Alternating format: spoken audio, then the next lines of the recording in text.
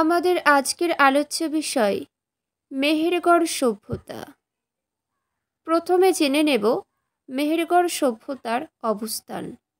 এটি বেলুচিস্তান তথা বোলান গিরিপথের কাছে অবস্থিত। পরবর্তী, মেহেরগড় সভ্যতার আবিষ্কারের সময় জানব।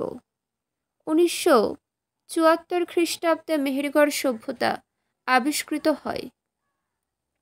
এবার জানব কি আবিষ্কার করেন ফ্রাঁসোয়া জেরিচ ও রিচার্ড মিডো। সময়কাল মতান্তরে 5000 খ্রিস্টপূর্বাব্দ থেকে 3500 খ্রিস্টপূর্বাব্দ পর্যন্ত। এটির কাল নব্যপ্রস্তর যুগ,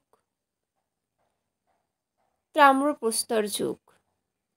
মেহেরগড় সভ্যতার বিস্তৃতি প্রায় 500 একর জায়গা জুড়ে মেহেরগড় সভ্যতা বিস্তৃত। এটি সভ্যতা কিরূপ? গ্রাম কেন্দ্রিক। মেহেরগড় সভ্যতার জীবিকা কেমন ছিল? এখানকার মানুষেরা কৃষিকাজ, পশুপালন, শিকার, এগুলোই ছিল তাদের জীবিকা।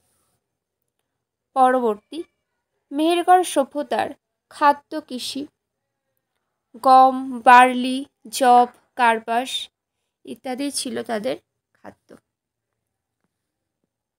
মেহেরগড় সভ্যতার প্রধান কেন্দ্র মেহেরগড় কোটাদিচি। এবার জানব মেহেরগড় সভ্যতার বৈশিষ্ট্য। গ্রামীণ সভ্যতা থেকে ক্রমোন্নতি।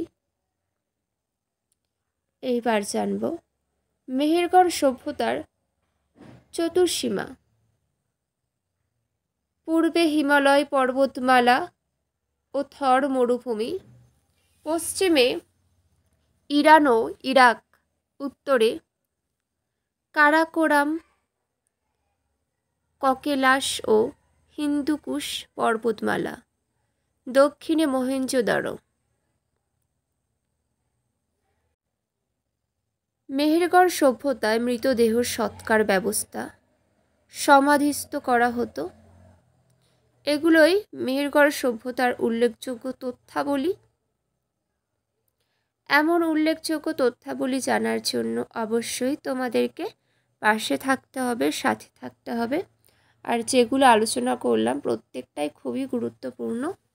সকলে ভালো থেকো। আজ এখানেই শেষ করলাম।